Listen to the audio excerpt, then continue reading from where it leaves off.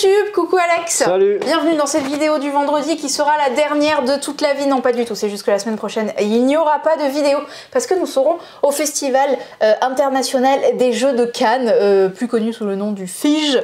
Voilà, on y va pour toute la durée, du mardi soir au dimanche matin très tôt, on s'en va très tôt. Mais voilà, on sera là-bas, on verra les éditeurs, les distributeurs, les gens cool, les auteurs, voilà. Tout ça, comme d'habitude, on se voit là-bas pour les pros, dans pas longtemps, et on se voit là-bas aussi, n'hésitez pas si vous êtes des followers à nous dire coucou. On a souvent l'air occupé parce qu'on trace d'un rendez-vous à l'autre, mais on sera toujours content de vous dire coucou, donc n'hésitez pas. Si vous voulez suivre l'aventure, faut venir sur l'Instagram, où je vais me donner à fond comme chaque année pour vous montrer les stories de tout ce qu'on voit. Voilà, sachez qu'on voit à peu près un jeu toutes les 3 minutes, donc ça va envoyer du très lourd. Voilà, donc c'est comme ça que vous pourrez à peu près avoir l'étendue du festival. Il y en aura beaucoup, mes chers amis, beaucoup. Donc pas de vidéo la semaine prochaine, mais là on a une vidéo bien chargée avec des trucs trop bien. Le premier, Django. Le méga présentoir, hein, on fait les choses bien. Il y a des bananes, voilà, c'est tout ce qu'on voulait. Django, c'était un jeu qu'on vous avait déjà présenté en focus il y a un petit moment. On avait eu la chance d'avoir le proto il y a fort longtemps. Merci beaucoup encore une fois à Cocktail Games. Cocktail Games et à Mathieu Lepnou de nous avoir passé cette boîte. Tout à fait. C'est un jeu dans la lignée de Trio. J'ai pas pris la boîte Trio à côté, ça aurait été plus parlant. Mais voilà, c'est le même boitage, un peu la même ambiance. Ça n'a rien à voir avec Trio. C'est juste que ça va être un jeu de cartes familial, accessible et drôle. Voilà. C'est un jeu à partir de 10 ans pour 3 à 5 joueurs, pour 15 minutes de partie environ. C'est un jeu de Toshiki Arao. Voilà, c'est déjà un coup de cœur de l'équipe. Qu'est-ce que c'est que Django? C'est un jeu de défausse de cartes. On va chacun avoir une main de cartes distribuée aléatoirement avec des valeurs allant de 1 à 8. Chaque couleur correspond à un numéro, hein, c'est tout, c'est juste un repère visuel. Vous en avez un certain nombre en fonction du nombre de joueurs. Et déjà le premier twist, quand on vous distribue les cartes, ne les réorganisez pas. Souvent on a ce réflexe de mettre tous les 3 à côté des 3, etc. Moi je suis la première à le faire. Mais là vous n'avez pas le droit. Touchez pas. Voilà, ça on me l'a distribué comme ça, imaginons. Ok? Donc à mon tour c'est très simple. Je vais pouvoir jouer une carte devant moi de valeur. Ou tout groupe de cartes de même valeur étant adjacentes. C'est-à-dire que si j'avais envie de jouer mes 6, ben, je ne peux pas jouer les 3 qui sont là, parce qu'il y a le 7 là qui m'embête au milieu. Donc je ne peux jouer que ces deux-là d'un coup. Voilà. Ok? Mais sinon, je pourrais, pour plus tard, décider de jouer ce 7. Maintenant, mes 6 sont réunis, je pourrais plus tard les jouer les 3 d'un coup. Ok? Ça c'est la petite strat. Mais quand je joue une carte, eh bien le prochain joueur devra forcément surenchérir, donc soit avec une valeur plus élevée, 8 d'ailleurs, il n'y a pas plus haut que 8, soit il peut surenchérir avec une figure plus grande. La figure tout simplement c'est paire, triple, quadruple, quintuple, beaucoup, sextuple, je sais pas si ça dit sextuple, mais forcément, si vous pouvez directement passer à x3 par exemple, hop, vous dites ok mais c'est une valeur plus petite que 7, oui mais on s'en fiche, j'ai joué plus de cartes, donc c'est plus fort, quoi qu'il en soit. Prochain joueur devra jouer plus fort encore, ou bah passer. Sachant que quand vous jouez, vous pouvez si vous voulez récupérer la carte précédemment jouée. Okay. Je peux la prendre et l'organiser où je veux. Voilà, le 7 je vais le prendre parce que bah, je pourrais faire une petite paire, c'est déjà plus puissant que juste un 7 tout seul, donc je le prends. Prochain joueur, s'il arrive à surenchérir par-dessus, il va pouvoir choisir de prendre les 3-3. C'est pas mal. Mais peut-être que lui, il a pas de 3 dans sa main, ça lui sert à rien, et comme le but c'est de se débarrasser de sa main le plus rapidement possible, bah, il va dire non, je prends pas, hop, on défausse. On continue à jouer comme ça, jusqu'à ce que, on passe, parce qu'on peut pas surenchérir, voilà, on n'a pas ce qu'il faut. Quand vous passez, vous allez piocher une carte, et soit ça vous permet de surenchérir, parce que, imaginons... Hop là, j'ai triché? Non, pas du tout. Imaginons, je pioche ce 7. Ça y est, je peux surenchérir. J'ai un triple 7, c'est mieux qu'un triple 6. Et bien là, je vais pouvoir crier Django! Ou pas. Mais bon, dans les règles, c'est encouragé. Et je vais pouvoir le jouer. Pareil, je prends ou je défausse, etc. etc. Ou alors, bah, je pioche un truc qui me sert soit pas tout de suite, je le prends quand même, hop, pour plus tard. Soit carrément, je le pioche, je dis c'est nul. je défausse, et on fait ça jusqu'à ce que tout le monde est passé. La personne qui avait joué la plus grosse figure reprend la manche, donc on défausse et il relance, etc. etc. C'est tout un jeu de tempo, de savoir quand se défausser de ces grosses combinaisons, mais attention, après si vous finissez avec juste des cartes en exemplaire unique, les autres ils vont vous sortir des gros quadruples et vous serez avec votre petite carte. Alors certes il vous en reste plus qu'une en main, mais ça va être super chaud de la placer. Donc voilà, c'est un petit jeu très facile, mais avec un petit timing assez sympa à gérer. On enchaîne avec That's Not a Hat Incognito. C'est comme le That's Not a Hat, là, le rose, mais incognito. Voilà, à partir de 12 ans, 3 à 8 joueurs, 15 minutes de partie. Je répète vaguement, c'est un jeu de bluff, enfin de mémoire, qui se transforme en jeu de bluff quand vous n'arrivez plus à vous souvenir. Vous allez vous refourguer des cartes, d'habitude c'est des objets, dans le rose de base. Et là maintenant c'est des sortes de concepts. Par exemple, ici, vous avez le concept de peintre. Là, vous avez le concept de... ce que vous voulez. Je sais pas, une artiste, je sais pas. J'en sais rien. D'ailleurs, c'est justement, interprétable. Moi, je vais dire Paris Hilton. Ah, voilà, ouais. J'en sais rien. Là, c'est un magicien, voilà. Et donc, quand vous passez la carte, vous allez la passer comme d'hab à la personne indiquée au dos, sachant que là, maintenant, il y a des cartes qui vous disent que vous pouvez les refourguer à un peu plus de gens autour de la table. Okay. Vous voyez, pas à droite, pas en face à gauche, mais à gauche c'est possible, en face aussi, etc. D'accord. Donc déjà ce petit twist. Et donc vous allez le refourguer en disant, voilà, je suis Paris Hilton, hop, et je vous le passe. Et vous allez aussi jouer votre carte et vous allez dire, ok, moi c'est Pablo Picasso. Donc on continue comme ça, et après vous allez pouvoir refourguer Paris Hilton. Bon, elle est face cachée, mais vous pouvez dire autre chose. Vous pouvez dire, qui pourrait être bien Angelina Jolie. D'accord. Je le refourgue, on va dire quoi, mais Angelina Jolie, elle était en jeu, non. Ah, mais c'est peut-être Paris Hilton, parce que c'est à peu près le même concept. Et il y avait un truc sur les super-héros, par exemple. Le premier, il dit, ok, je te passe Batman. Et plus tard, l'autre, il va dire, ok, je te passe Superman. Et il y avait une autre carte, c'était quelqu'un ou quelque chose qui est sous l'eau. Et quelqu'un va mettre Aquaman. Et là, quand on va commencer à se passer le Batman, le Superman, le Aquaman, on va être genre... C'était lequel déjà qui était celui sous l'eau, lequel était le super-héros, etc., etc. Donc vous allez pouvoir vraiment vous feinter encore plus dans celui-là avec des concepts très libres que vous pouvez changer au final au fur et à mesure de la partie quand vous voulez passer. Voilà. Et enfin, une autre version d'un autre jeu, Speedback Kids. Voilà, Speedback, là vous allez l'adapter un peu plus ouvert, les lettres. Donc comme le Speedback, le but c'est d'être le plus rapide à donner un mot qui commence par une des lettres que vous avez en main et qui a un rapport avec la situation. Ok, c'est ça. Là, c'est juste que c'est des thèmes un peu plus pour enfants, on va dire. Arrête. C'est plus petit que moi. Alice. Comme Cracklist, comme Speedback, c'est un jeu de mauvaise foi et de débat, c'est tout à fait. Moi je vais te dire non, c'est pas accepté, je rejette. Ah bon? Bon d'accord, si c'est vrai. Et on va continuer comme ça. Les chiens adorent la pâtée. La pâtée, t'es trop fort. Le riz. Oui. La soupe. Oui, sûrement, ils aiment beaucoup de choses. Voilà, et on continue comme ça, donc c'est vraiment juste une variante avec des thèmes un peu plus accessibles pour les plus jeunes. Saucisse, ok, une mouche, ah ouais, c'est pas bête aussi. Les exemples sont quand même plus parlants. Enfin, et oh. Bon d'accord, la private joke de ils allaient je suis plus petite que toi. Ils allaient pas mettre Alice quoi, ça marche pas. Non, en plus souvent les gens, je pense qu'ils nous regardent juste dans les vidéos, ils ont peut-être pas conscience d'à quel point je suis petite. Je sais pas. Voilà, c'était pour moi, je laisse la main aux autres. Hello, coucou, bonjour. Cette semaine, je suis trop content parce que cette semaine, on reçoit Léo. Léo qui était déjà venu à la boutique il y a 2-3 ans, tu avais fait une petite vidéo avec nous. Pour Drone versus Goëlo. Exactement. Tu viens avec un nouveau jeu que tu vas nous présenter ici, je te laisse prendre la main, c'est parti. La cour de Versailles. Et oui, je suis pas habillé donc en Versaillais de l'époque, mais j'ai essayé quand même de bien le saper. La classe est présente. Je t'avais demandé de le faire, mais quoi, t'as oublié, bien, je crois. C'est pas mal quand même, c'est pas mal. D'accord, j'ai compris. Bon, aujourd'hui, on va vous parler donc de la cour de Versailles. Donc la cour de Versailles, c'est un jeu de 2 à 5 joueurs, jusqu'à 6 avec une petite extension, c'est un petit booster, où on va donc se retrouver à l'époque de Louis XIV. Alors moi j'aime bien l'appeler Loulou, voilà, Loulou croix et bâton. Et donc on se retrouve à l'époque de Louis XIV dans son magnifique palais. Et comme on arrive à Versailles, on connaît personne, le but du jeu ça va être de faire son réseau d'amis. Et donc on va donc drafter des cartes.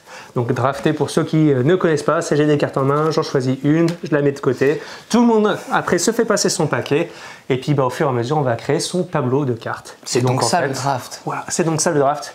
Il y a quand même des jeux de draft connus, genre Magic. Exactement. Voilà, Seven Wonders aussi. Pour ne citer que. Pour ne citer que. Alors, donc on joue comme ça et au fur et à mesure, on va poser ces personnages voilà, adjacents aux autres et on va créer son cercle. Et puis le jeu se terminera quand on aura 9 cartes. Et quand on aura 9 cartes, on pourra compter les points. Ok. Pour compter les points, il y a une petite application qui n'a pas besoin de télécharger. Hop, on va flasher juste cette petite carte qui est ici, qu'on retrouve dans le jeu. Et puis après, on peut noter les cartes et on aura le score final. Voilà, c'est la partie que j'ai fait tout à l'heure. Et j'ai un score qui était vraiment pas ouf.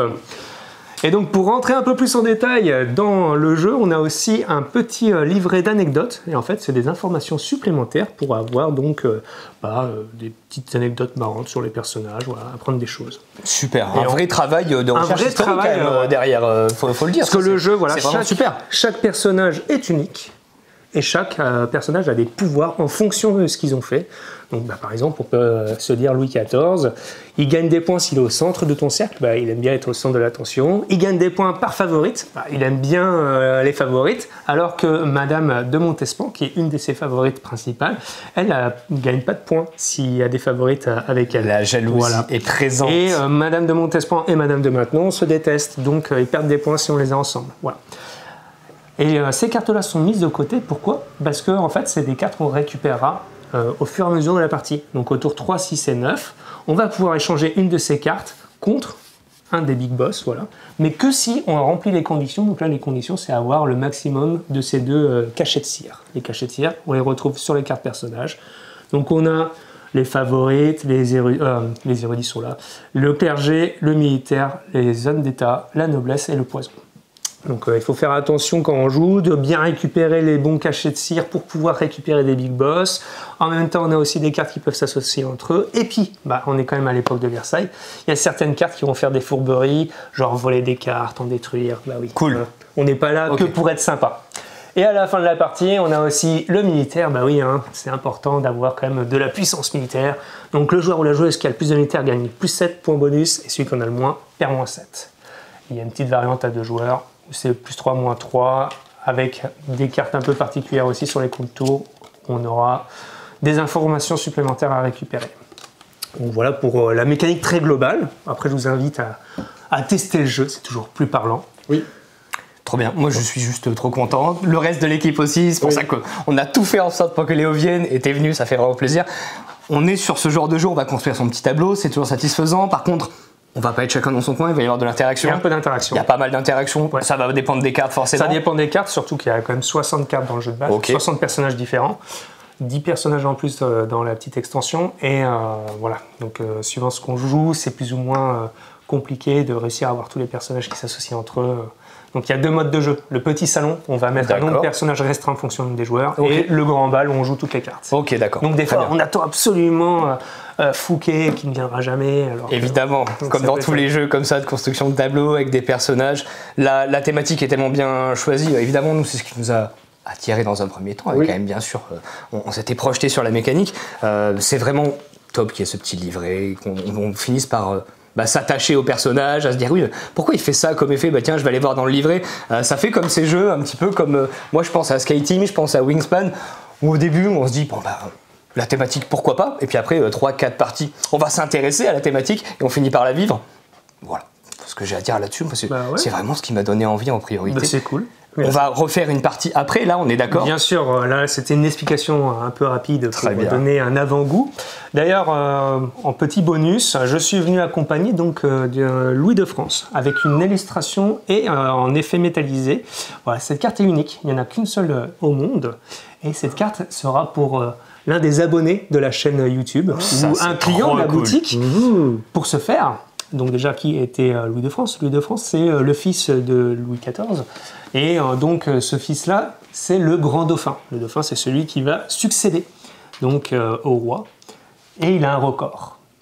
Ce record, c'est son nombre d'années en dauphinat. À votre avis, celui qui aura la bonne réponse pourra peut-être gagner cette carte. Vous mettez dans les commentaires, parmi toutes les personnes qui ont mis la bonne réponse, on va faire un tirage au sort et vous pourrez récupérer cette carte qui est quand même une grosse exclue. Yes. Ah bah oui, il y en a plein. Trop cool.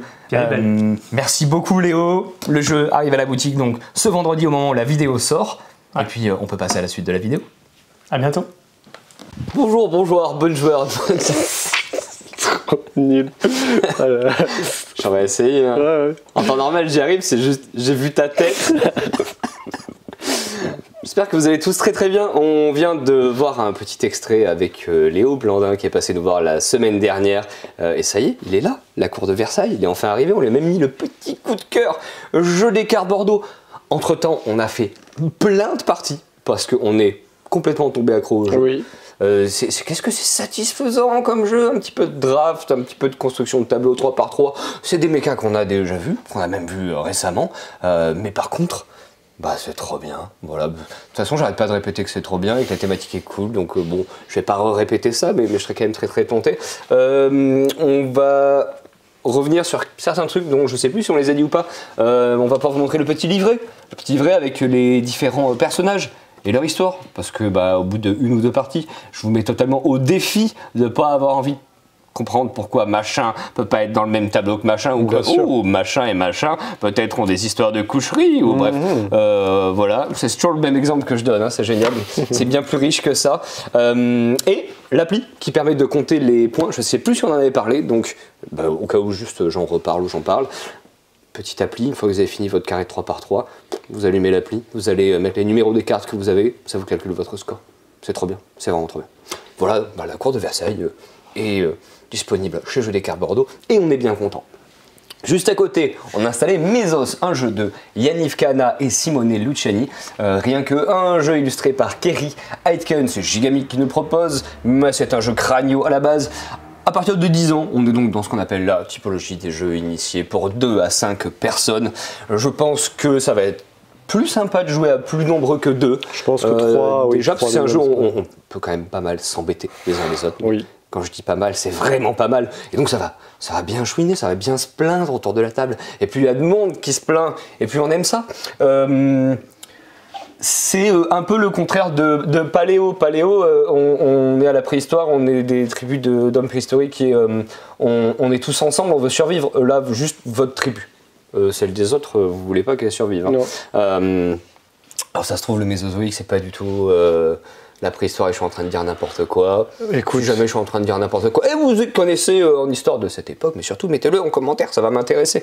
Comment ça marche? On va jouer un certain nombre de manches. À chaque manche, on va remettre des cartes comme ça qui vont être tirées de cette pile.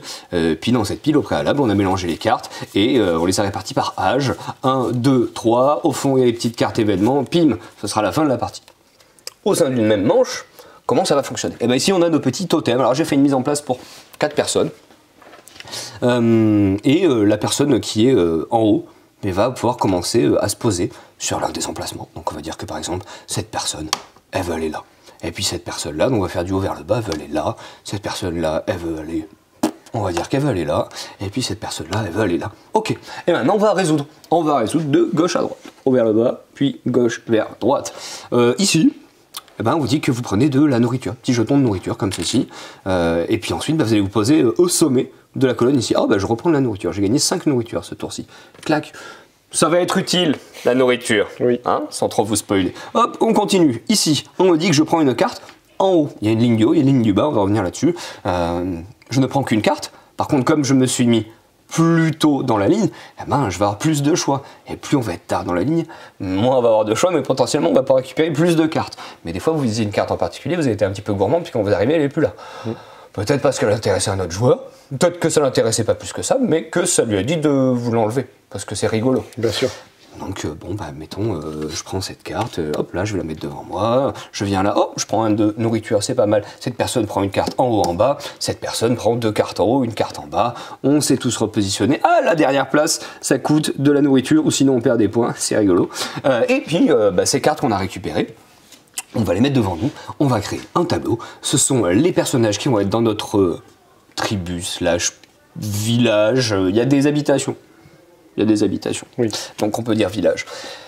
Ils vont vous faire marquer des points, donner des bonus selon tout un tas de critères. Alors par exemple, ceux-là ce sont les inventeurs, si je dis pas de bêtises, ils viennent avec des petits symboles comme ceci. Vous allez multiplier le nombre d'inventeurs que vous avez par le nombre de symboles différents, et ça vous donnera le score de vos inventeurs. Vous avez ceux-là qui vous donnent de la nourriture, sont des cueilleurs.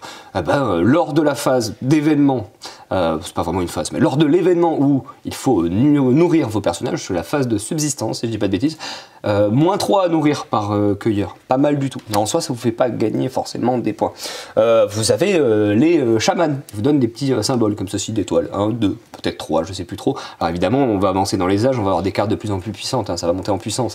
Il y a une majorité, la personne qui en a le plus gagne des points, la personne qui en a le moins perd des points. Oh là là, on aime ça, qu'est-ce qu'on adore ça. On a les chasseurs. Les chasseurs, il y en a de deux types. Il y a des chasseurs qui vont vous donner juste un petit symbole de chasse, comme ceci. Et puis, il y a des chasseurs qui vont vous donner un symbole de chasse et qui vont vous dire, bah, immédiatement, vous partez en chasse, vous allez récupérer autant de nourriture que vous avez déjà de symboles de chasse. C'est pas mal, parce que ça va vous faire gagner la fameuse nourriture. Et en plus de ça, il y a un événement qui est un événement de chasse, si je dis pas de bêtises. On rechasse, me semble-t-il. Oui, hop là, il est là. Et on potentiellement gagne des points. Ça, c'est vraiment pas mal. Je crois qu'il y a, hop là, également eux, qui vous permettent d'acheter des bâtiments avec des petites remises. Alors eux, accessoirement, ils vous donnent des points bruts. Alors c'est pas mal, parce que des points bruts dans ce jeu, je peux vous dire que vous n'allez pas en avoir beaucoup. Tout en bout de la ligne, on a des bâtiments. Là aussi, il y a une petite pile, les bâtiments de niveau 1, 2, 3. Il va y en avoir de plus en plus. On va avoir de plus en plus de choix. Ils coûtent de la nourriture. 4 de nourriture, 5 de nourriture. C'est beaucoup. C'est vraiment beaucoup. Je crois qu'en début de partie, le jeu vous donne un peu de nourriture, si je dis pas de bêtises. Mais je crois qu'on vous en est entre 4 et 6, un truc comme ça la bouche. Bref, vous allez très très vite pas avoir de nourriture, pas de points. C'est un jeu où on a les petits jetons de points qui sont négatifs. Bah oui, parce que ça peut arriver qu'à la fin de la première manche, vous soyez à -9 points. Ça va remonter, normalement, j'espère pour vous. Ces petits bâtiments, donc on va pouvoir les acheter, ils vont vous donner des bonus, ils vont vous donner des points, et donc les bâtisseurs, comme ceci, vont vous donner des remises. Bon. On a activé tous nos personnages, on a récupéré nos cartes, on les a mis devant nous, on a fait les éventuels effets échéants. On va arriver à une fin de manche. La fin de manche, ce qui va se passer, c'est que toutes les cartes de la ligne du bas, elles vont sortir du jeu. S'il y avait des événements en bas à ce moment-là, on va les résoudre. Les cartes événements, ça ressemble à ceci. Puis ce qui va se passer, bah, c'est comme il n'y a plus rien sur la ligne du bas, tout ce qui est sur la ligne du dessus, on va le passer sur la ligne du dessous. Ce qui fait que les événements, vous avez le temps de les voir venir. Oui. Ce qui fait que les personnages que vous n'avez pas pris ici, ils vont bientôt disparaître. Et donc, on va tirer de nouvelles cartes, vous l'avez compris.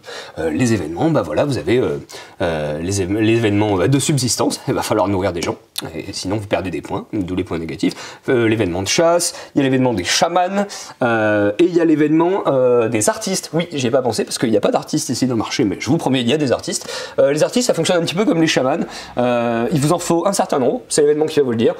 Si vous les avez, bah, tant mieux, vous allez marquer des points par artiste. Oui. Si vous n'avez pas le nombre requis, bim, perte de points, à nouveau. Vous commencez à sentir un petit peu le genre de jeu dans lequel on est. Et ainsi de suite, on va enchaîner les manches. On y a joué avec Alex il y a quelques semaines. Oui, il y a même un pas chez Voldemort, mais ouais. Un bon mois, je crois. Ouais, c'est ça. On l'attendait un peu en boutique, hein, on a quand même pas mal accroché. Ouais. La DA est sympa, faut le dire, mais c'est pas ça qui nous a accroché. C'est vraiment les sensations de jeu. Bien sûr. Ça râle autour de la table. Ça prend volontairement la carte de quelqu'un d'autre juste pour le faire râler, parce qu'on sait que ça met un petit peu dans la mouise, c'est rigolo. On construit son jeu. On peut essayer d'être un peu partout, et potentiellement ça peut être efficace. On peut aussi choisir de se spécialiser. C'est souvent prendre des risques, mais ça peut être très bien récompensé. C'est vraiment ce qu'on veut voir dans ce genre de jeu. Donc Mesos, très très content qu'il soit là. On passe sur quelque chose de plus gros, c'est encore du crânio, à part que là c'est Super Meeple. C'est Beyond the Horizon, un jeu de Adam Hill, Matt Riddle, Ben Pinchback et Dennis K. Chan. Ok, je crois que j'ai pas redit de bêtises sur les noms. C'est une refonte de Beyond the Sun, sur lequel j'avais quand même pas mal flashé à l'époque. Beyond the Horizon va reprendre... Ah oui, super ça. C'est la petite surprise de la vidéo. Oui, les aléas du direct, on va essayer de le détacher tout en... Je t'ai bien eu, hein. Je l'attendais. Ah, mais il est bien scotché en plus. Oui, bien sûr. Oh, il est très très... Félicitations à la personne qui l'a très bien scotché comme ça. C'est vrai que là, ça risque pas de s'en aller. Je comprends pas d'autres boîtes du coup, Antoine.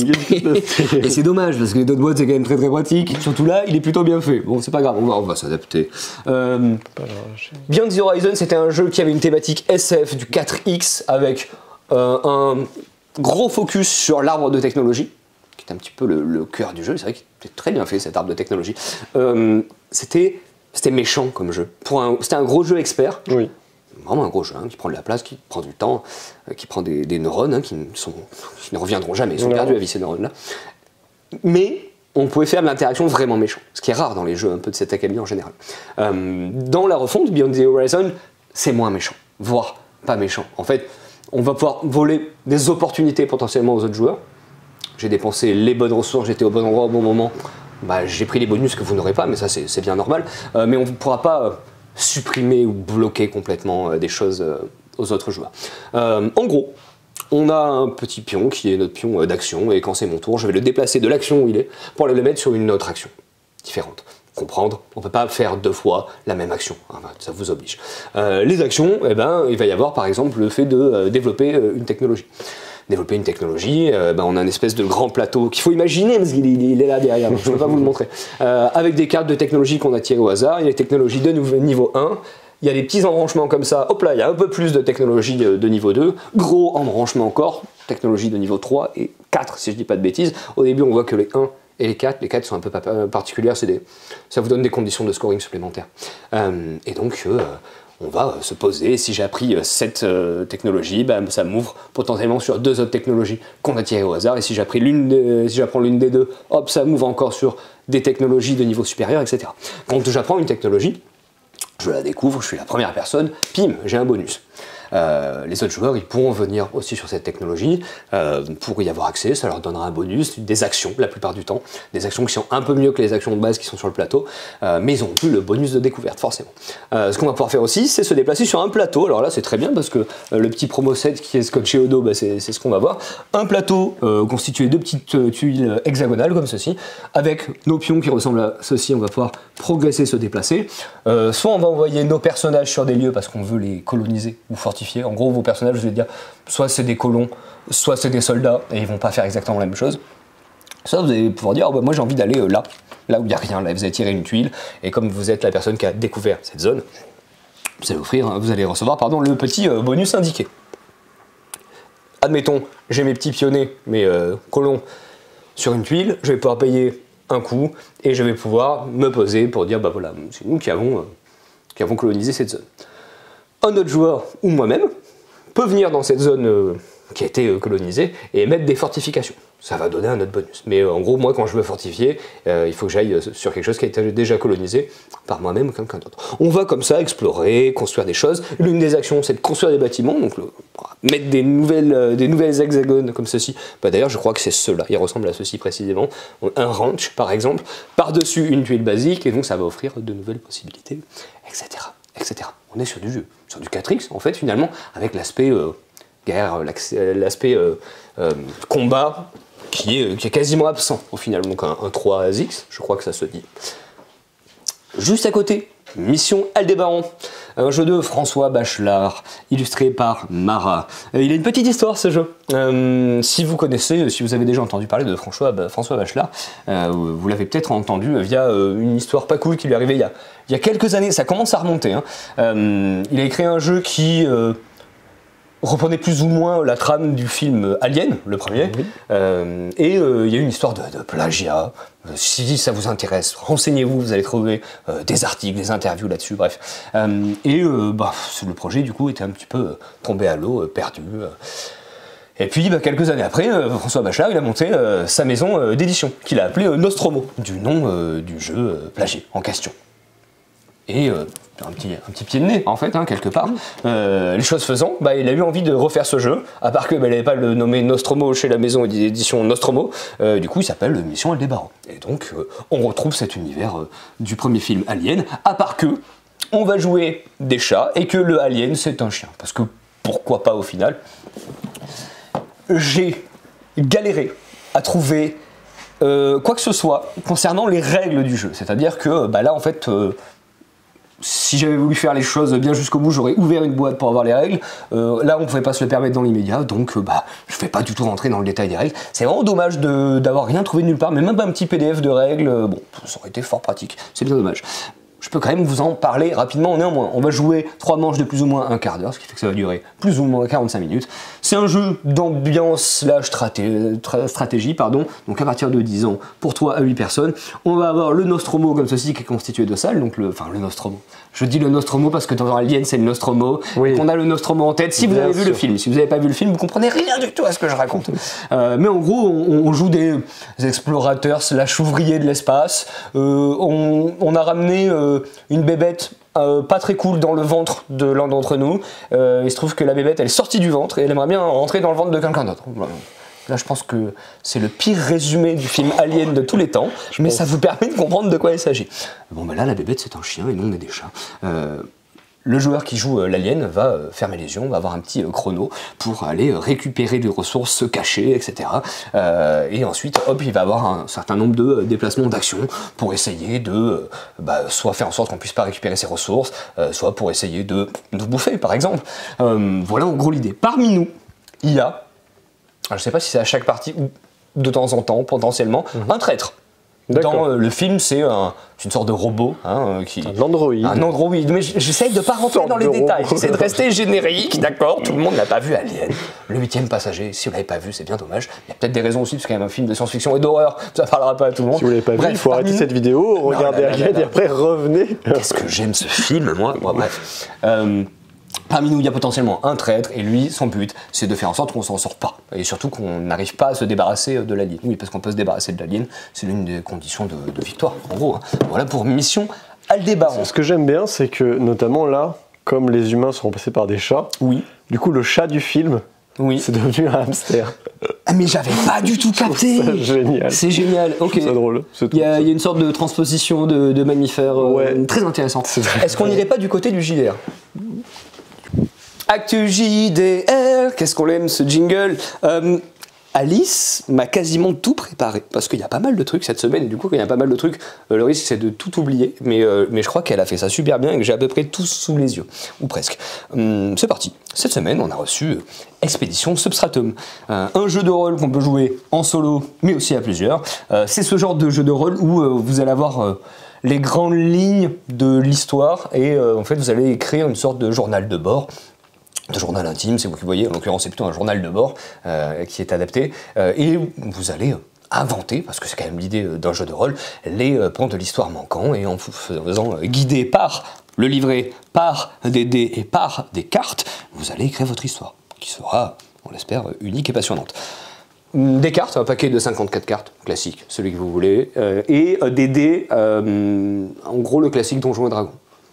Des 6, des 8, des 10, des 12, je ne sais plus précisément, mais de toute façon, c'est très bien expliqué à l'intérieur. De quoi s'agit-il?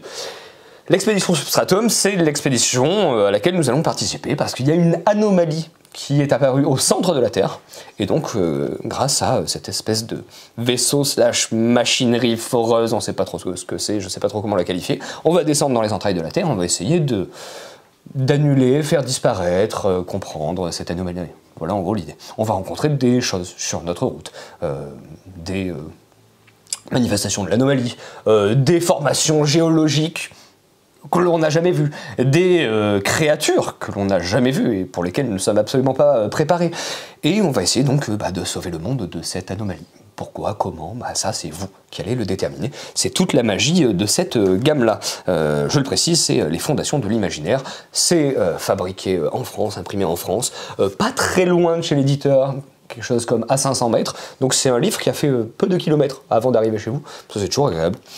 Hop. On passe à Chronique oubliée Fantasy. Il y avait quelques semaines, on avait reçu donc la nouvelle version, la version 2025 de Chronique oubliée Fantasy. On avait en version souple, on avait en version rigide. Je crois qu'on a peut-être plus que de la version rigide parce que c'est celle qu'on vend le mieux. Et c'est vrai qu'elle est quand même très sympa. On a reçu tout un tas de suppléments. Pour les gens qui aiment les grosses campagnes bien haletantes, et je sais qu'il y en a, on va avoir ces petits volumes. Calice, le crépuscule des déesses, tome 1, 2, 3. Ok. Voilà, que vous dire de plus, je ne sais pas, c'est de la campagne. Là, vous allez partir pour une bonne année de jeu, en fait. Et encore en jouant de manière plutôt soutenue. Si vraiment c'est quelque chose que vous attendez d'un jeu de rôle qui est quand même un petit frère / cousin de Donjons et Dragons à la française, go, mais vraiment go, parce que c'est très bien fait. Si vous dites, oh là, la campagne qui va durer 1 ou 2 ans, c'est pas mon truc, je préfère les petits formats. Juste à côté, on va voir ceci sous forme de petits fascicules. Ici, il y en a 4, c'est bien ça.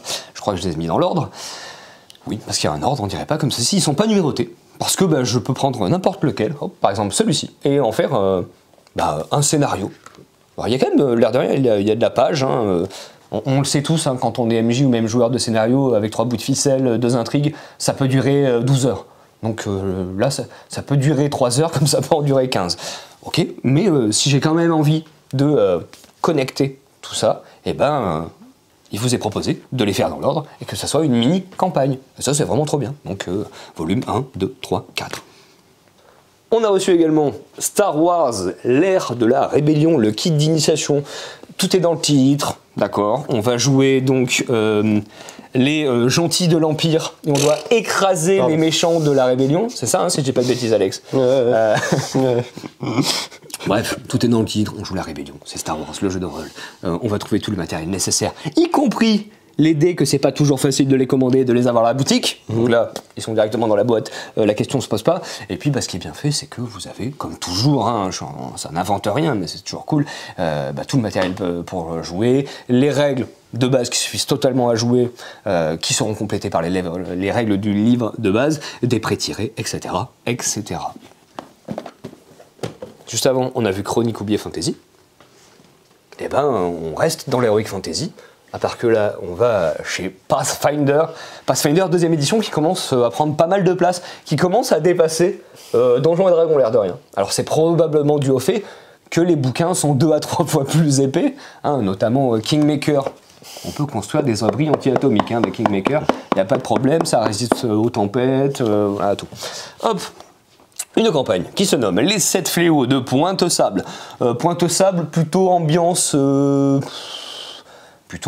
pirate, 7e mer. Marchand, 7e mer, par exemple, exactement.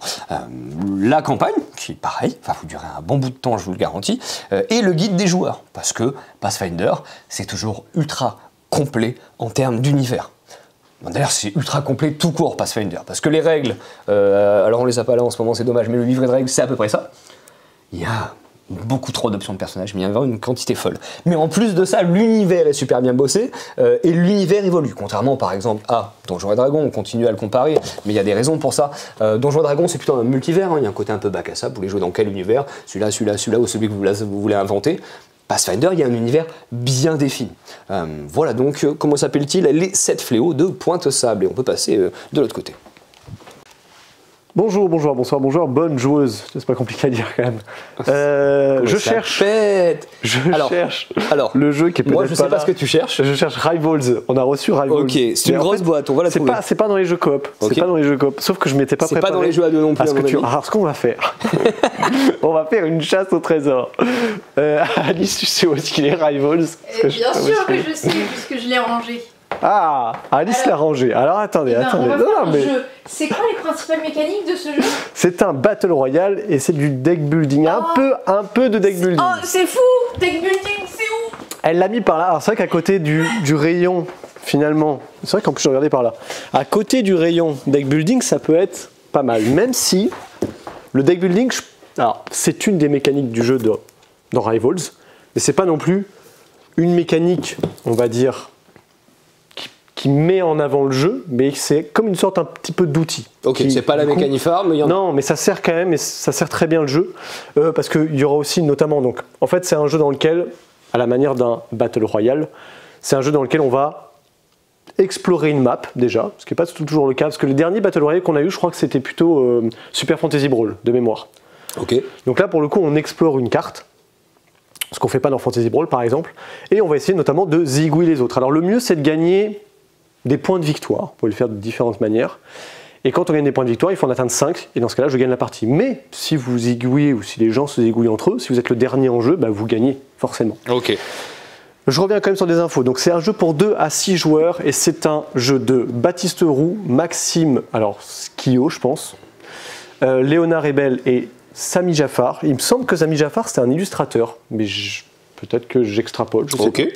Là en tout cas il n'y a pas d'infos spécifiques, mais ces gens-là en tout cas ont travaillé sur ce jeu qui s'appelle Rivals, Deck Building Battle Royale, donc forcément le deck building est quand même présent dans ce jeu. 14 ans et plus, 40 à 120 minutes la partie. Oh waouh. Ça va dépendre du nombre de joueurs évidemment.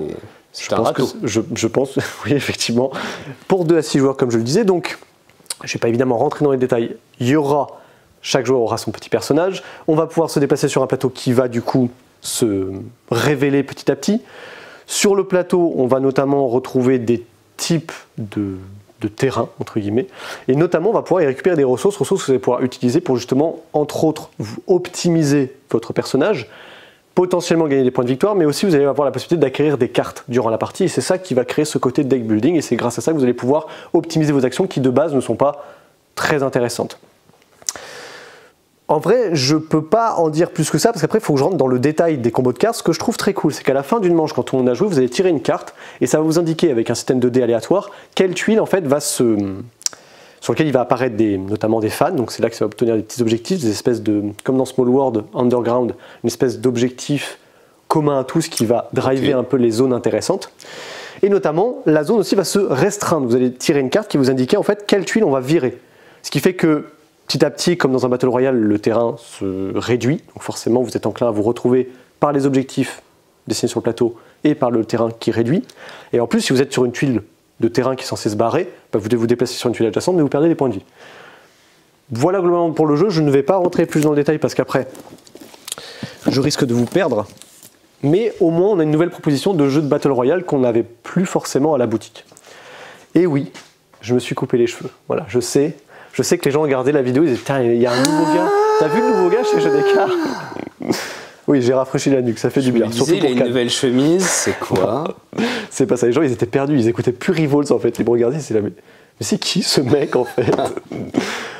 On a reçu, et je suis très content, Azul Duel. Donc là, il y en a qui vont être en mode oh, waouh, il y a une version duel, il y en a d'autres qui vont dire encore une version de duel d'un jeu qu'on connaît déjà, mais pourquoi?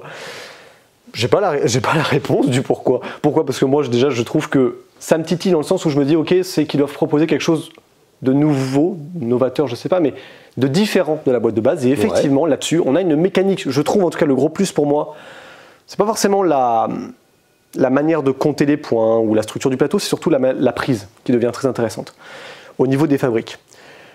Je vais m'adresser très rapidement à ceux qui connaissent déjà Azul. Si vous ne connaissez pas Azul, néanmoins, vous pouvez quand même commencer par Azul Duel parce que si vous ne connaissez pas Azul, c'est pas grave, les règles sont bien écrites et vous permettent de rentrer dans la mécanique de Azul. Pour ceux qui connaissent Azul, on retrouve quand même des bases simples. Là, le jeu est quand même guidé, c'est-à-dire qu'il y a 5 manches. À la fin des 5 manches, on compte les points, celui qui en a le plus l'emporte. Les gros twists du jeu sont un petit peu à la manière, pour ceux qui ont joué à Azul, les Jardins de la Reine, on va devoir, pour placer les petits jetons, d'abord récupérer des tuiles qui indiquent les couleurs. Donc en fait, on n'a pas de base des couleurs imposées par notre plateau comme dans le classique. On récupère des tuiles qu'on pose à des endroits, donc un maximum de 9 tuiles évidemment, et on va pouvoir y poser ces jetons-là sur les couleurs qui correspondent. À la manière d'un Azul classique, ici je ne peux poser qu'un jeton quand je le récupère, ici je dois en poser 2 de même couleur, 3 de même couleur, 4 de même couleur, et si à la fin de la manche, on a des zones qui sont remplies, on pose un de la couleur sur une tuile s'il n'y a pas, on ne pose pas. Le reste, on le défausse dans une espèce de petite tour. On repart pour une nouvelle manche, si c'est la 5e, c'est la fin de la partie. Donc à son tour de jeu, qu'est-ce qu'on va pouvoir faire? On va pouvoir notamment soit récupérer des jetons ici dans les fabriques, soit du coup récupérer une des tuiles ici. Attention, les tuiles ici, on peut en récupérer que jusqu'à 2 durant notre tour, parce qu'en fait, vous voyez, chaque joueur, il y aura un joueur lune et un joueur soleil. Et en fait, quand je veux récupérer une tuile, je pose un de mes jetons ici, et je récupère l'une des tuiles visibles. Donc là, vous allez me dire, c'est bizarre, parce que du coup, si les 2 joueurs ont chacun 2, ça veut dire que le 4e, il prend quoi? Parce qu'évidemment, quand on prend les tuiles, elles disparaissent, et donc forcément, si je suis dans ce cas-là, je ne peux plus récupérer de tuiles. Par contre, le joueur jaune peut encore récupérer une tuile. Dans ce cas-là, s'il pose ça ici, c'est qu'il n'a plus ici. Il va devoir perdre un point et prendre celle du dessus. Donc si vous tardez à prendre les tuiles pour construire votre zone de jeu, vous perdez déjà des points, mais vous aurez un choix qui est défini par la tuile qui est ici. Ça, c'est pour une des actions possibles, prendre une tuile pour construire votre jeu que, hop, quand vous récupérez, vous placez, hop, ici par exemple. C'est une possibilité. L'autre action qu'on peut faire, c'est de récupérer des jetons dans les fabriques. Quand je récupère un jeton dans une fabrique, je vais forcément récupérer ceux qui sont de même couleur et je vais les placer dans un endroit qui me semble moi le plus judicieux. J'aurais pu le mettre là, j'aurais pu le mettre là. Jusqu'ici classique. Voilà. Attention dans Azul, je rappelle, si vous placez un endroit qui ne peut pas accueillir le nombre de jetons indiqués, ceux-là, ils vont dans la zone négative, vous pouvez perdre jusqu'à -1, +-2, +-3, +-4, oui c'est cumulatif. Très mal. Ça fait vraiment une perte de points, c'est pas très intéressant, il faut vraiment savoir optimiser. Quand je fais ça, ici, la fabrique dans laquelle j'ai récupéré des jetons, ces jetons-là, en fait, ils partent dans la partie lunaire en fait, de la tuile. Je ne sais pas si vous voyez, il y a une zone un peu solaire ici, et puis là il y a un croissant de lune. Comme j'ai récupéré ces jetons-là, ceux-là, plutôt que de les mettre au centre de la table comme dans un zone classique, en fait ils vont dans, on va dire, l'empilement de mon choix sur cette petite zone lunaire. Vous allez me dire, ben, ça sert à quoi? Alors, je vous explique, moi j'ai fait ça, le joueur à son tour, va récupérer ceci, hop, va les placer sur son plateau. Et donc ça, il va pouvoir éventuellement le mettre comme ça ou comme ça. Ça aurait été plus judicieux de le mettre comme ça, pourquoi? Parce que s'il le met comme ceci, moi à mon tour, je peux aussi récupérer dans une fabrique, mais si je récupère ce jeton-là, je récupère tous les jetons identiques qui sont dans une zone lunaire de toutes les tuiles. Donc là, c'est vraiment le petit twist intéressant où on peut justement s'optimiser une proposition plus tard ou justement bloquer la proposition pour un adversaire. Donc si je prends ça ici, ben, je récupère aussi celui-ci. Donc faites attention quand vous optimisez, quand vous récupérez quelque chose dans la zone solaire, c'est que tout ce qui va arriver dans le lunaire peut vous aider comme peut vous permettre aussi de vous tirer dans les pattes. Donc faites attention à ça, il faut bien optimiser la prise, et c'est ça que je trouve très intéressant dans ce Azul. Subtilité sur notamment ces petits jetons qu'on a ici sur les zones lunaires. L'idée c'est que quand une zone lunaire sera vide, et donc quand cette fabrique sera vide, on va retourner ce jeton. Okay. Et ce jeton-là, c'est aussi une possibilité, comme action, je peux le récupérer quand il n'y a plus rien dessus. L'avantage, c'est qu'il me sert en fait à double couleur. C'est-à-dire si j'ai besoin de compléter une zone, bah, je pourrais dire, tiens, j'utilise ce côté jaune pour justement, bah, j'avais 2 jaunes ici, il m'en fallait un troisième, je le dépense. Ça fait donc 2 jaunes plus 1, ça fait 3. Donc je pourrais placer ça ici. Ces jetons-là, je ne les utilise pas maintenant. Je les récupère et je les place dans la zone indiquée de la manche en cours. Donc là, il y a 2 emplacements pour la manche 1. Attention, on ne peut en stocker que 2. C'est-à-dire qu'à un moment, dans le jeu, si moi j'en ai déjà récupéré 2, et qu'il y en a un que je veux récupérer, je ne peux pas. Ce sera forcément pour mon adversaire. Ok. Je crois que j'ai presque tout dit, en fait. Il y a pas... Après, comme je disais, une fois qu'on a tout rempli, on place les jetons qu'on peut placer, on renouvelle le marché, on enchaîne une nouvelle manche, on refill à chaque fois les fabriques, et basta. Donc, on va dire que 70% du jeu, 60-70% du jeu est presque comme Azul classique, si ce n'est que la prise devient un peu plus maligne. Le choix des tuiles aussi ajoute ce petit côté que moi j'aime beaucoup dans Azul, les jardins de la reine, c'est qu'il faut d'abord structurer son plateau ou pas, mais il faut optimiser le choix des tuiles avec la prise des jetons disponibles en fonction des couleurs. Évidemment, en fonction des lignes que vous aurez faites, enfin des colonnes que vous aurez remplies, vous aurez 7 points. Si vous remplissez des lignes, ça vous fait 3 points. Et si vous faites carrément des diagonales, ça vous fait 10 points. Vous avez aussi des tuiles sur lesquelles il n'y a pas de couleur. Quand vous aurez complété une tuile, vous ajoutez ce petit pion-là immédiatement ici et ça vous fait des points. Et les lignes également vous rapportent des points supplémentaires indiqués sur le bord du plateau.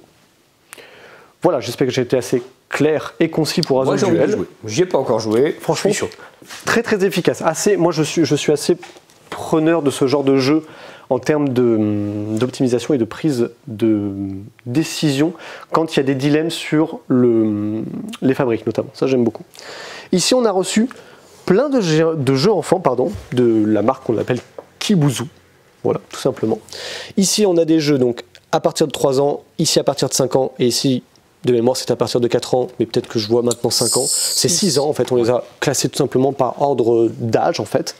Ici, on a un jeu, donc si je dis pas de bêtises, de Wilfried et Marie-Fort. Hop, et c'est illustré par Kate Daubnay.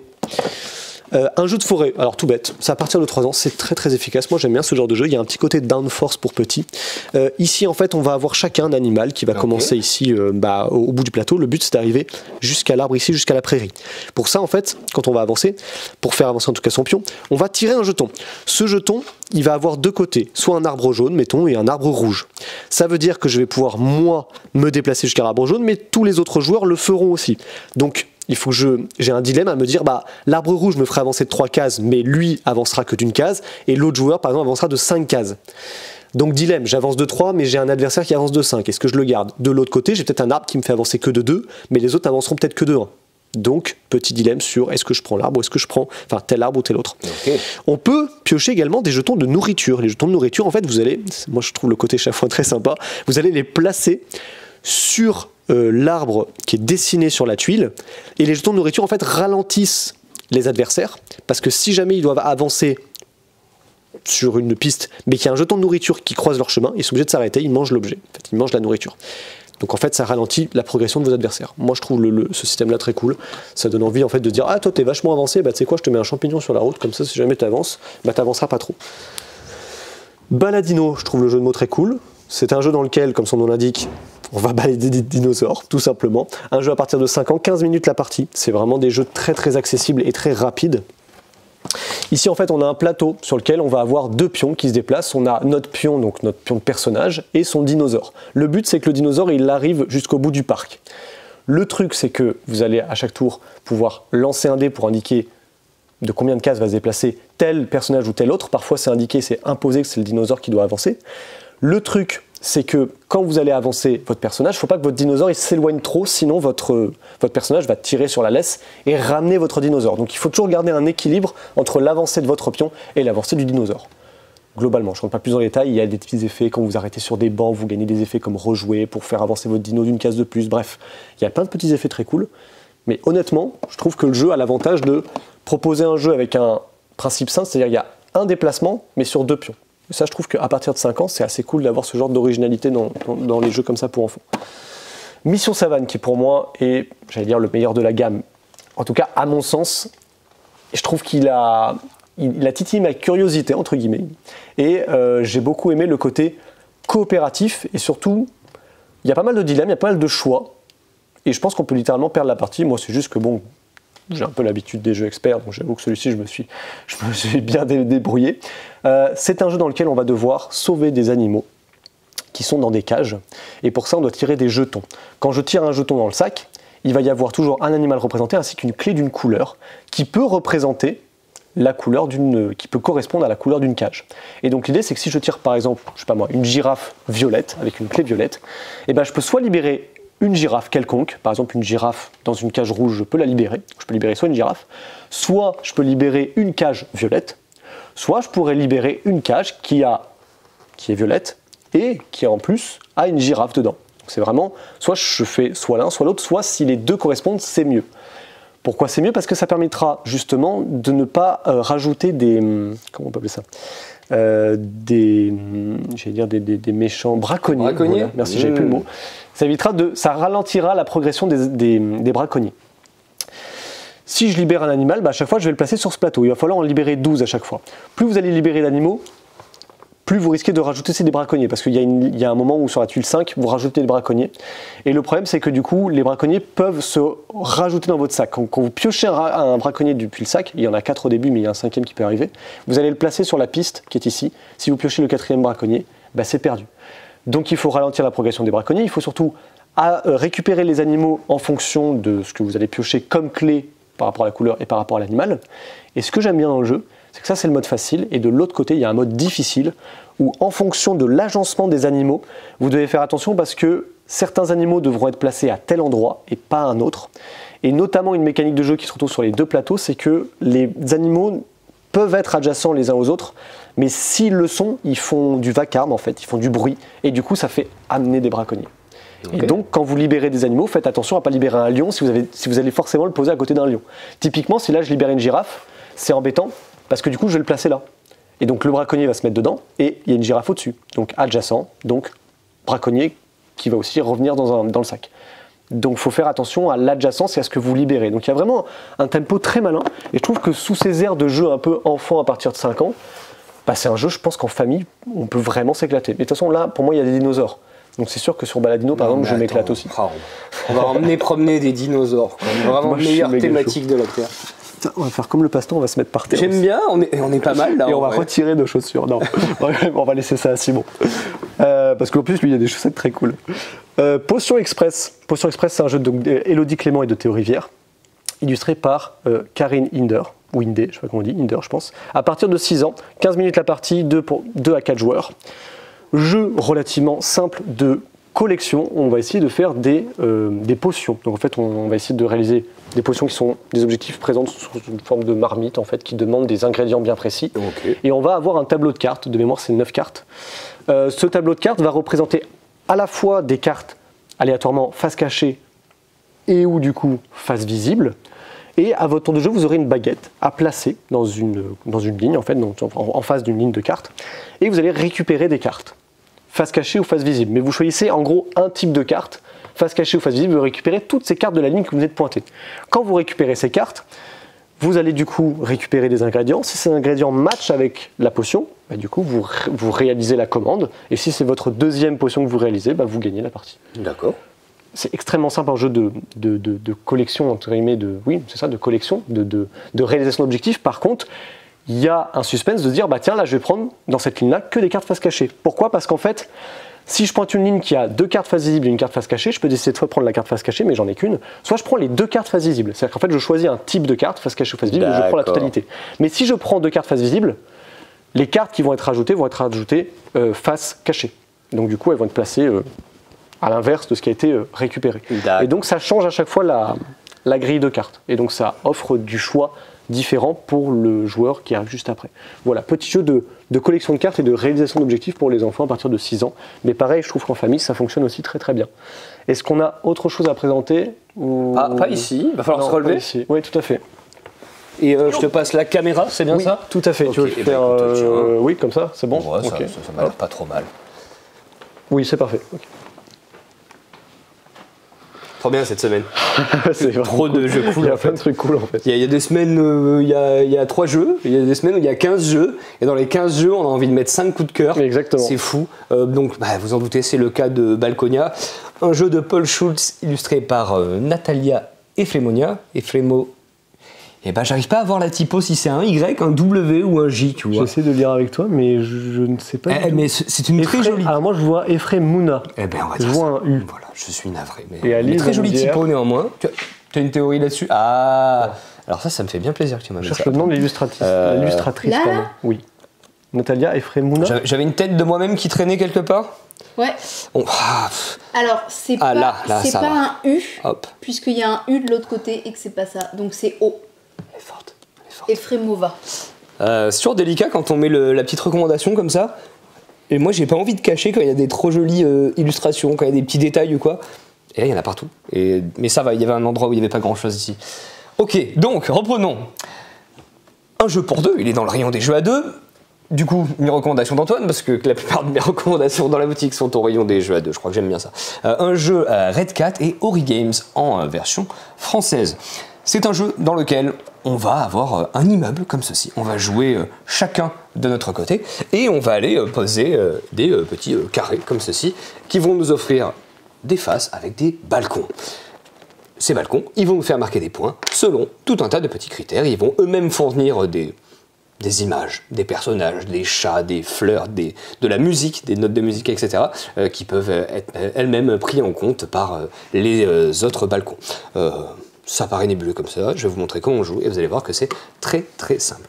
L'idée, c'est que on part avec l'immeuble qui est vide, on va juste mettre la porte d'entrée comme ceci qui va déterminer votre couleur. Moi j'ai la porte rose comme ceci, et donc du coup je vais prendre cet élément et je vais toujours garder le côté rose de mon côté. De l'autre côté, la porte pour mon adversaire va être turquoise, et donc mon adversaire le côté turquoise.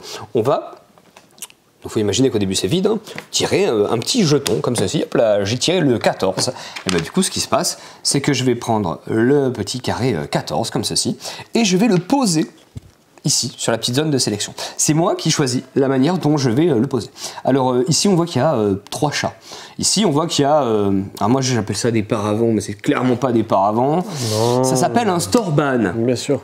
Il y a des storbans, il y a un personnage. Les personnes en elles-mêmes peuvent compter. Et il y a une petite condition de scoring. On me dit que ici, sur cette ligne, je gagnerai 2 points par absence de fleurs. D'accord. Ok. Ici, il y a des fleurs de couleurs différentes, ça peut être utile. On voit qu'il y a un nain de jardin. Mais par exemple, vous voyez, il est blanc. Ça veut dire que ça comptera pas, c'est pas utile. Une fois qu'on a compris le code couleur et l'iconographie, qui est de toute manière rappelé ici, c'est-à-dire à peu près à la moitié de la première partie, c'est tout bon, après ça coule de source. Ici, fleurs, personnages, bref, vous avez compris. Je choisis la manière dont je vais l'orienter. Ça va avoir une grande importance. Admettons, je le pose comme ceci. Et du coup, je vais le proposer à mon adversaire. Mon adversaire va le prendre de son côté, va avoir le droit de regarder les 4 faces, mais va devoir le poser de cette manière. C'est-à-dire que Ici, il y a 2 faces de mon côté, 2 faces de son côté. Il va devoir choisir l'une des 2 faces de son côté. On va dire que mon adversaire choisit ceci et va le mettre comme ceci dans le carré. Alors normalement, on fait de son propre côté, donc c'est pratique. Mais là, je galère un petit peu parce que je le fais à l'envers. Mais en gros, mon adversaire a joué ça. Ça veut dire que moi, j'ai choisi l'un des 2 côtés que j'aurais potentiellement. J'ai imposé l'un des 2 côtés à choisir pour mon adversaire, mais mon adversaire choisit où il ou elle va poser le balcon. Sachant que au début, on pose à côté de la porte, et après on doit toujours poser adjacent à notre balcon. Et là je découvre du coup ce que mon adversaire m'a laissé comme face. Du coup mon adversaire va choisir la face qui l'intéresse et dans le doute va aussi essayer de me laisser la face qu'il pense qui va m'intéresser le moins. On va pas compléter entièrement, donc en gros il y a 5 sur 5, 25 cases, il y a la porte, donc il n'y en a que 24, mais on n'aura pas 24 balcons au total, je crois qu'on en aura 16 si je dis pas de bêtises, puisque en fait en début de partie, on va virer des petits jetons, comme c'est ça, donc on va pas tout remplir, ça fait que d'une partie sur l'autre, vous allez vraiment agencer les choses de manière différente. Une fois que l'on aura jouer tous les petits jetons, donc là moi j'ai tiré mon 14, hop on a positionné le 14, mon adversaire va tirer par exemple le 22, va sélectionner le carré 22, hop va me proposer le choix, on alterne comme ceci, on va avoir joué tous les jetons, on va compter les points, on a un bloc de score qu'on n'a pas sorti là, si il est là, hop là, et il est trop bien fait ce petit bloc de score parce que vous allez vous dire ok là j'ai un balcon, je compte combien de points il me rapporte, ici j'ai un autre balcon, je regarde combien de points il me rapporte, etc. en suivant la belle petite iconographie qui est franchement assez exemplaire, je la trouve vraiment très très bien faite, c'est toujours difficile à faire. Et on va voir donc du coup cet immeuble qui va se construire au fur et à mesure. Moi je trouve que le jeu a un charme fou, je trouve ça hyper poétique en fait, que ça soit le choix des couleurs, les personnages qu'on voit en train de vivre, en train de faire de leur petite journée. Il y a des chats, évidemment, donc forcément c'est trop cool, ces petites notes de musique, ces musiciens, ces amoureux qu'on va essayer de mettre sur 2 colonnes côte à côte. Il y a un vampire à un moment dans le jeu, lui il veut des paravents, enfin des storbanes au-dessus de sa tête, parce qu'il veut pas de soleil. Il y a le rocker, il vous donne plein de notes de musique, mais faut surtout pas mettre à côté de son voisin qui ne veut pas avoir de la musique et qui veut être tranquille parce qu'il veut faire sa sieste sur son balcon. Bref, c'est super vivant, ce jeu, moi, il me met la patate, ce jeu, il me met de bonne humeur, je trouve ça poétique comme tout. Voilà, un petit jeu à 2 joueurs qui va durer un quart d'heure, 20 minutes. Vous aurez, je pense, une irrésistible envie de faire une 2e partie dans la foulée. Je crois qu'on va aller derrière le comptoir là-bas, c'est bien ça? Ouais, c'est ça. Ok, donc ce qu'on va faire, c'est que moi, hop, je vais rejoindre Alice.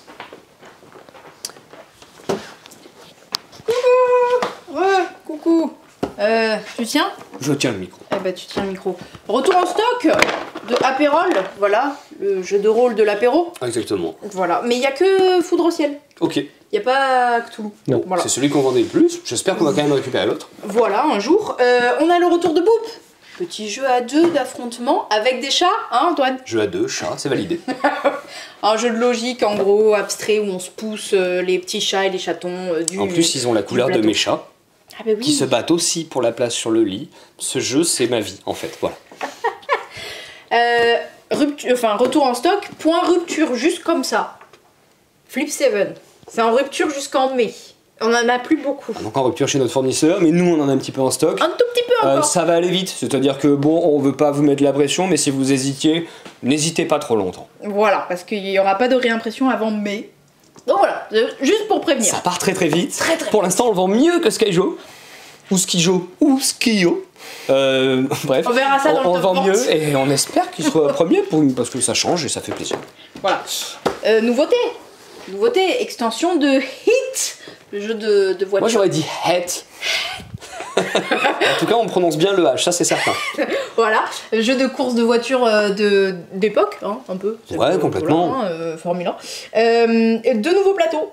On a Pays-Bas et Espagne.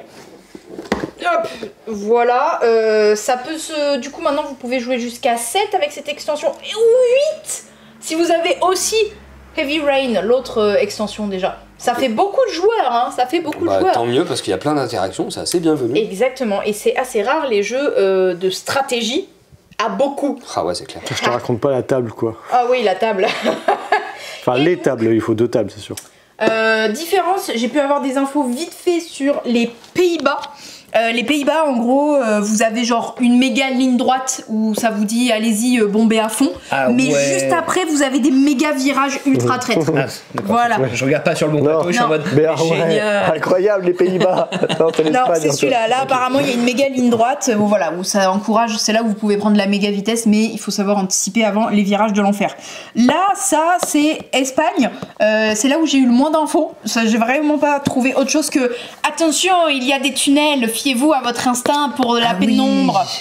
Ah non. Est-ce que je suis marrant? Il est drôle. Donc voilà, vous avez des tunnels, ça fait quelque chose. Je ne sais pas quoi. Vous avez des nouveaux événements, vous avez des nouvelles cartes d'amélioration. Apparemment, il y en a un, c'est genre des ailes sur le côté de la voiture. Ouais, à l'époque, on faisait ça, ouais, c'était la mode à l'époque. Pour défoncer les voisins. Bien Les sûr. autres. Non, ouais, Satanas et Diabolo. Ok. Voilà, c'est tout ce que j'ai trouvé comme info. Et le Pokémon. Ah oui, bah me regarde pas parce que moi je vais pas savoir quoi dire. Bah moi non plus. Ok, on va improviser. Alors, nous avons Allez, les nouvelles improvise. Pokébox Légende Azur Q125. Vraiment les infos nulles. Je peux vous donner le code barre si vous voulez. Du coup, C'est un 29,90. Voilà. dedans il y a, ça c'est toujours bien de le rappeler, 4 promos, 4 boosters, un carte à code pour le JCC que personne n'utilisera parce que vous voulez des cartes en physique. Ouais. Mais c'est quand même fourni dans la boîte. Là, j'ai Xerneas. Les cartes promos sont... Xerneax. Non mais t'es sûr? Je te jure que même les noms d'auteurs étrangers sont pas aussi. C'est pas un vaccin non. Pour info, j'ai plus beaucoup de batterie, je vous dis juste ça. Non, au mais cas c'est où. bientôt fini, Encore un peu de t'inquiète. bêtises Ok. à dire et c'est bon. D'accord, ok. Dialga. Dialga, je connais parce que j'ai l'appli en ce moment de Pokémon et il y a D'accord. ouais, je connais que grâce Moi, à ça. j'aurais cru que c'était un médicament contre la diarrhée. Bon, alors, je vais pas filer là-dessus parce que. Et Kyogre. Ouf, Kyogre. Il y a un. Kyogre, ogre, mais on sait pas qui. Kyogre, ça me parle plus. Il y avait Ruby et Non, mais Saphir on à dirait un l'époque. poisson, Et c'était pourquoi Kyogre sur Oui, Saphir. ouais. ok, Ouais, ouais. ok. Eh ben, c'est possible que j'y ai joué à cette version-là en fait. Je me rappelle pas, mais c'est. Ouais. Ok, bon bah voilà. hein. Ça, on raconte toujours notre vie sur Pokémon parce qu'on sait pas quoi dire. C'est terrible. C'est là. Voilà. Il y a du Pokémon. Il y a du Pokémon, sauf si vous passez à 18h samedi, il y en aura peut-être plus. Peut-être. Je sais pas. Parce que Voilà. ça part très vite, comme d'habitude. Là, normalement, c'est bon, j'espère. Parce que sinon, après la vidéo, on va dire ah non, on a oublié ça. Mais normalement, c'est bon. Classique. Classique. Et ben, on vous dit pas à la semaine prochaine. Voilà. Mais quand même, à bientôt. Chez Jeux des cartes Bordeaux.